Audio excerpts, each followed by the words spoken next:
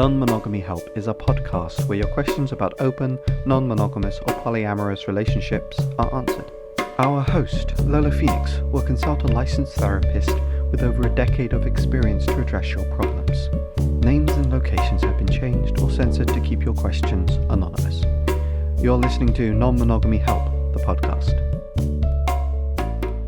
Hello and welcome to episode 165 of the Non-Monogamy Help podcast. I'm Lola Phoenix. Please send your questions to ask@nonmonogamyhelp.com and they'll either be in the podcast or the column anonymously. You're more than welcome to let me know which one you prefer. You can read all of the columns and listen to all the podcasts at nonmonogamy.help.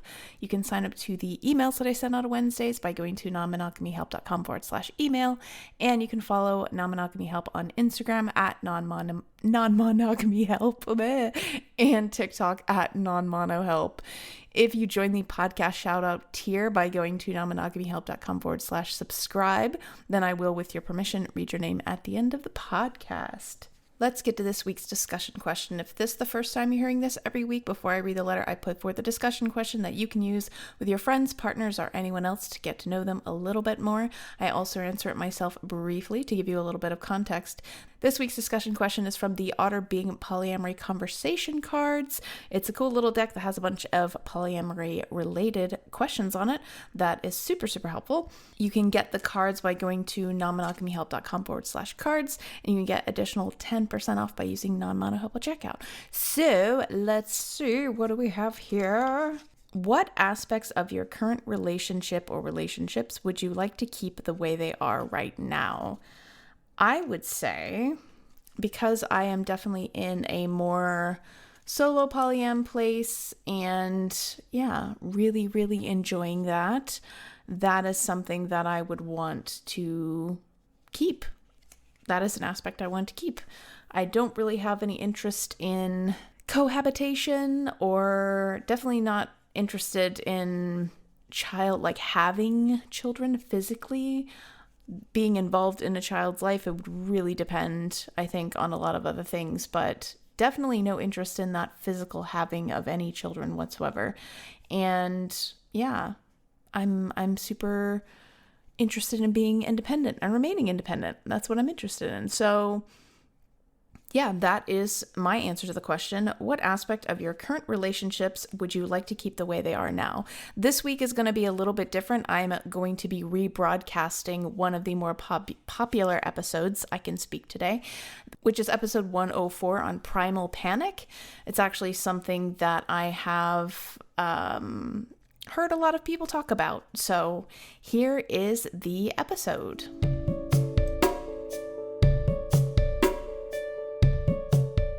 Last March, I entered into a relationship with a wonderful person who has been non-monogamous for about 2 years prior to our meeting. We now consider ourselves anchor partners. Before this, I had been curious about exploring consensual non-monogamy, but my prior partners were very threatened when I brought up the subject. These relationships were not healthy, and I was controlled and manipulated by both men. My most recent ex had retroactive jealousy, obsessive-compulsive disorder, and he was hyper-focused on my past sexual history. Both of my exes were anxiously attached in our relationships, and they made me push away in reaction. In my new relationship, my partner is more securely attached and does not seek to control or manipulate me. Even though our communication is very strong and we are working hard to build a trusting and secure bond, I have been struggling with what I now have come to realize is most likely quote-unquote primal panic and not just jealousy and anxiety. I was rereading Polysecure the other day after my most recent meltdown when my partner had a date night, and I came across the term primal panic, which perfectly described what I'm experiencing when my partner goes on dates. This is a part in the letter where the letter writer puts in what I think is an excerpt from the book Polysecure on the definition of primal panic, which I'm just going to skip because I'm worried about copyright issues, but you could probably check it out in the book. Here's the letter continuing. I'm a therapist and I've been trying to use somatic techniques focused on my vagus nerve to help calm myself down when my partner goes on dates. But so far, once it gets late into the night, I spiral into this hole of anxiety and panic that lasts sometimes days after the date. Logically, I know that I have consented to my partner going on the date, and it is with someone who he's been seeing since before we got together, who he sees only once a month or so. But physiologically, my body goes into flooded panic. Even when my partner messages me before and after his date, it does not seem to quell my panic. I have only gone on one date with another person since entering into this relationship, and while I am curious to see if going on more dates might help with my primal panic, I also do not want to use that as a crutch. I want to keep exploring non-monogamy with my partner, and my partner is incredibly supportive of me and willing to help me work through my anxiety, but I don't know how much longer I can handle the extreme emotional states that arise when he goes on dates. After having a conversation after my most recent Primal Panic experience, my partner said he is okay with putting other dates on pause while I work through this, but I do not want to hold him back from seeing his other partner for too long. There is not a lot of information or resources about Primal Panic in consensual non-monogamous relationships, and even Polysecure only mentions it once. I really appreciate your podcast and advice column, and I found your book to be very helpful, so I figured you might be a good person to ask. If you have any advice on how to deal with Primal Panic, it would be very much appreciated.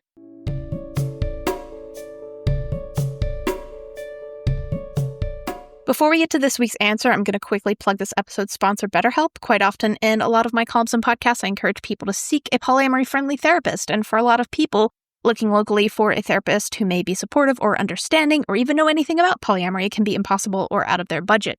BetterHelp allows you to find therapists online that you can send messages to at any time of the day, and they do offer some financial aid. You can get 10% off your first month by using the promo code non-monogamyhelp at checkout or going to betterhelp.com/non-monogamyhelp. Let's get to this week's answer.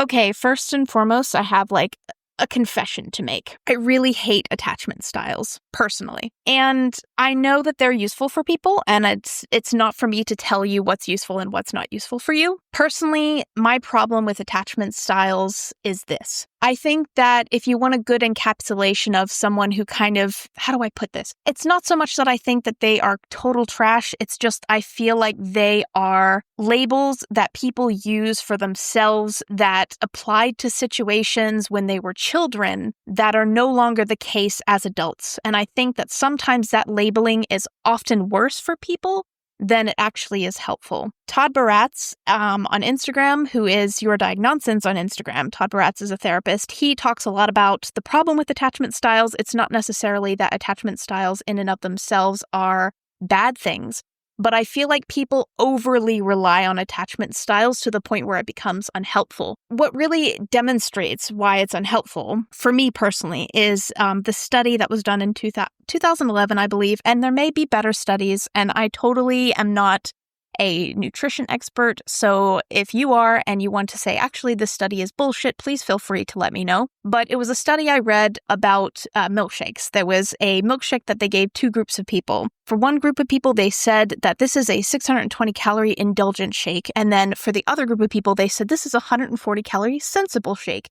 And what they did is, after they gave these people the shake, and I think before, during, and after, 3 times, they measured a hunger hormone called ghrelin, which is supposed to, make you feel hungry. And they noticed that for the people who consumed the shake that they were told was indulgent, it was the same shake, by the way, if that wasn't already obvious. For the people who believed that they had consumed this indulgent shake, they had a dramatically steeper decline in ghrelin, the hunger hormone, after consuming the shake. Whereas if somebody thought that they consumed something that was quote unquote sensible, they had kind of a flat ghrelin response, which is very interesting. And I think that mindset is a huge deal. I think that mindset has a lot to do. If you ask any athlete, and I'm not saying I'm like a super athlete, but I do lift weights and I do strongman training. If I tell myself before a lift that I can't do it, that is not going to help me. And I would never do that. And almost any coach, any athletic, anything, if you ask them, oh, should you tell yourself that you can't? No, you should not tell yourself. So what I feel like attachment theory does to some people is I feel like they tell themselves that they're anxiously attached. They label themselves. And what I've noticed throughout your letter is that you kind of have a very black and white way of looking at things. And I'm not saying that you're wrong about the way that you're looking at your previous relationships, but if you kind of look at it, you kind of have like, this is bad stuff. Everything was bad about this. Everything's bad then. And now you're kind of supposed to be in your good stride, right? And I think that that is painting you into a corner because right now you are, first of all, you're 6 months into a new relationship, which is going to make anybody anxious. New relationships make people anxious for very understandable reasons. Secondly, is that you also said that you're anchor partners, which in my opinion is somewhat of a hierarchy, which I'm not judging you for, and I'm not saying is a bad thing. But the thing about hierarchy is that when there is an MVP, when there is somebody who is more important in any kind of way, whether you call it a primary or an anchor partner, whatever label you call it. There is one person who is in a position that is different to others, then that means that there is one person who's in that position, and that means you can be replaced. And so that is going to understandably add anxiety to everything else. I think also you are really trying to treat the symptom and not the disease. Like you're trying to logic with your anxiety. You're like, logically, I've accepted this. Logically, la la la.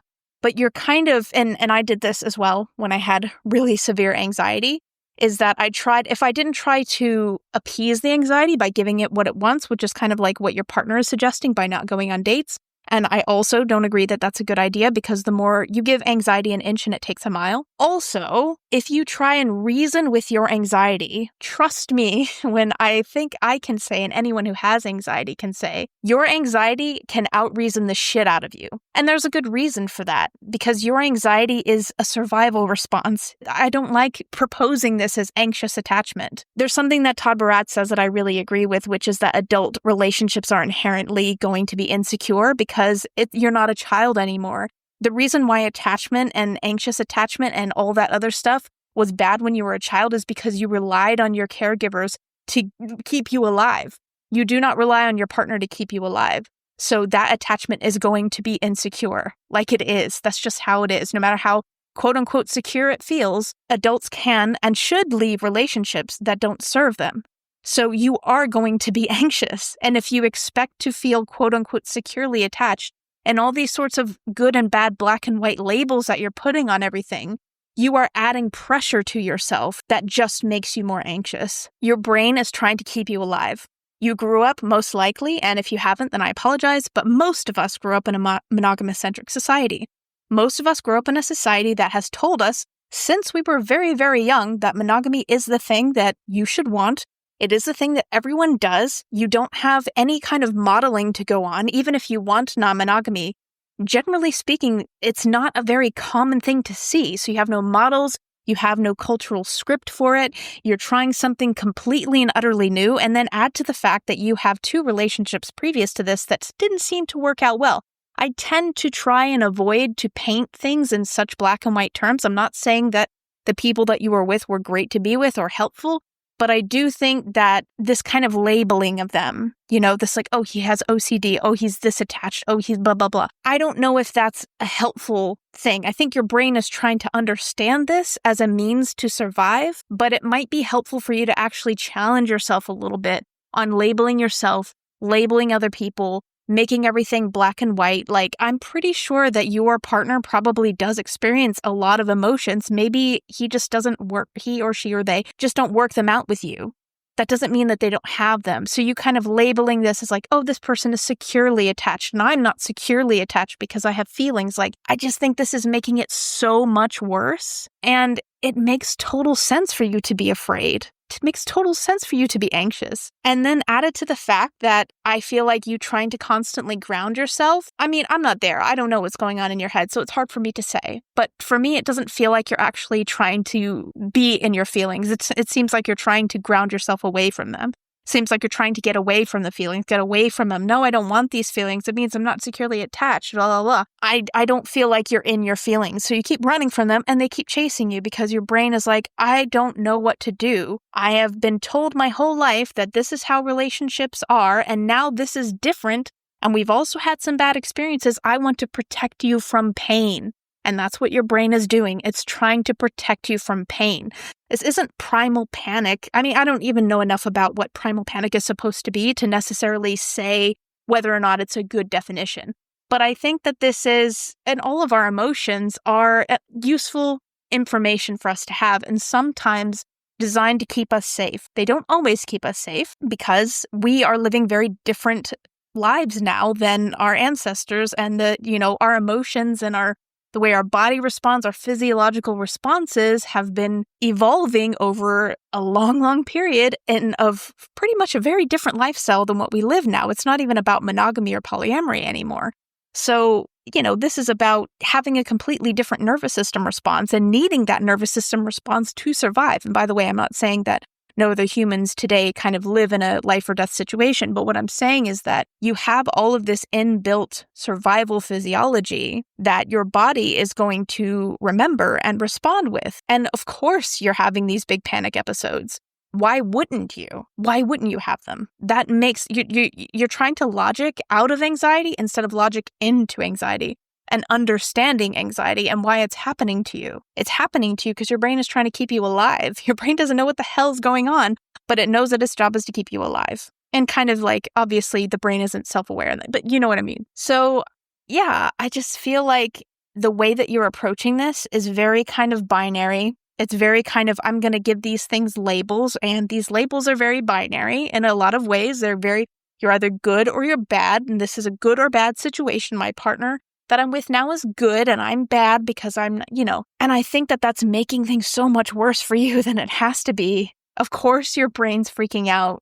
Of course it is. You're in a big, important, securely attached relationship now with an anchor partner now, and you have a lot to lose. So of course your brain's freaking out. So I feel like maybe kind of rethink your approach to this. Rethink your approach to labeling things.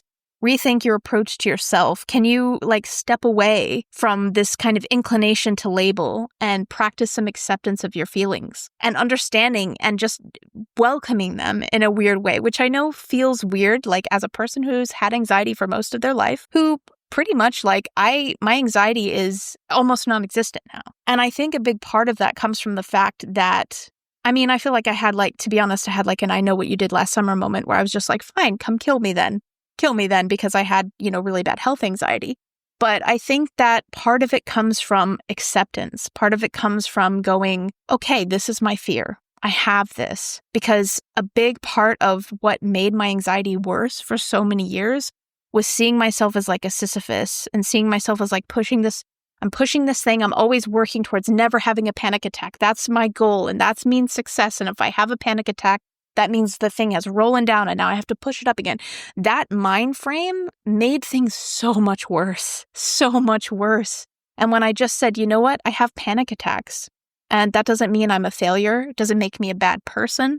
Doesn't mean that I'm not managing my anxiety correctly. It's just something that's happening to me. And there are a lot of reasons why it's happening to me. Understanding nervous system response and all of that. There's a great account on Instagram called Repairing the Nervous System. Definitely check that out. Understanding my anxiety through the lens of survival was really, really helpful for me. I never really related to any of the attachment stuff. So that's just my personal perspective. Attachment theory helps people. It can be a useful tool. It's not been a very useful tool for me personally. So I would recommend maybe stepping away from that. So yeah, to sum up, I feel like I would shift my perspective here. Away from black and white thinking, I would really think about how you label yourself, what you tell yourself about yourself. Think about the labels you're giving to both past relationships and current relationships. See if you can practice acceptance of your feelings and looking your fear in the face instead of just trying to ground yourself. Push it away from yourself, purge. You're not going to purge your emotions like a Vulcan. That's not going to happen. You're going to have feelings. And those feelings feel really terrible, but you have gone through this before. You've gone through quote unquote primal panic before, and you got through it just fine. And sometimes that is kind of the only thing to do. The only way out is through. But I think breaking the binary way of thinking and really think about how you're labeling things might make that worse, make what you're going through worse, because when you're going through this panic, it seems like you're kind of constantly telling yourself, I'm insecurely attached, I'm bad, I'm this, I'm that, that is making it a lot worse than if you can just accept it, let it go, let it have its time in the sun, allow your brain to have a little bit of a panic and go, oh my God, and then be there for it at the end, because you will get to the end. It will be okay. But you have to kind of go through that in order to see that after a period of time and give yourself a break. You're around 6 months into this new relationship, and you've also had some not so great experiences. You're trying a new relationship style, which you have absolutely no social cultural model for. Give your brain a break, man. Give yourself a break. And yeah, I think overall, if you kind of step away from a binary way of thinking, accept your anxiety, and try not to escape the feeling or reason with it, then I think that will probably help. You may find as you go along that maybe this isn't the best thing for you for other reasons. Who knows? I can't tell you if this panic is because non-monogamy is not for you. But what I can say is that a lot of things that you're doing right now probably are contributing to it in a way that it's going to make it harder for you to realize if it's not for you, if you're dealing with all this other stuff at the same time. So yeah, I hope that helps, and good luck.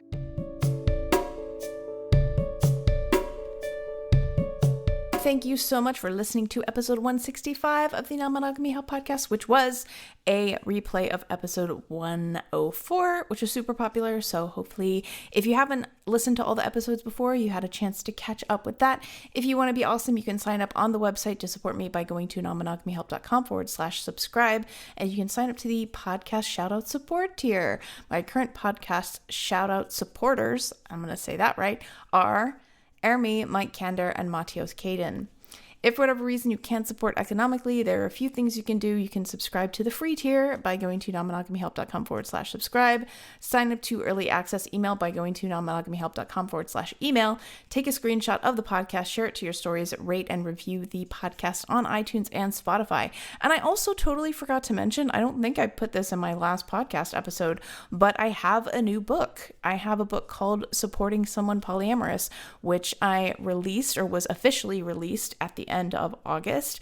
And basically it's ideal for if you have a loved one who does want to support you but keeps asking you these questions that are like, oh my gosh, really, I don't want to have to explain the complex history of like marriage and relationships, and please stop asking me if I'm just why can't I just be monogamous, and what about the kids, and like all this stuff. It's got a few of the like main questions, like more than a few of the main questions that a lot of polyamorous people get. It's designed to be just something that you can give to someone who really does want to support you, but is maybe asking these questions and you just don't have the energy to respond to them.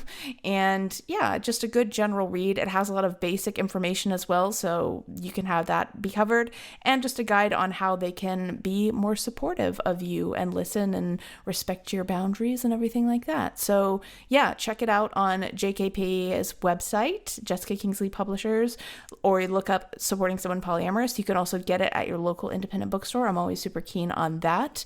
But if you want to buy it from the Jessica Kingsley Publishing website, you can use the code NONMONO10 and you can get 10% off. If you've listened so far into this episode, you deserve 10% off.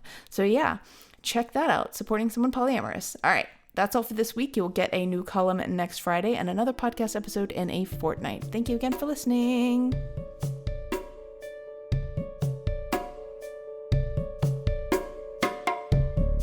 You've been listening to Non-Monogamy Help. The music was done by Chris Albury Jones at albury-jones.com. Thank you for listening.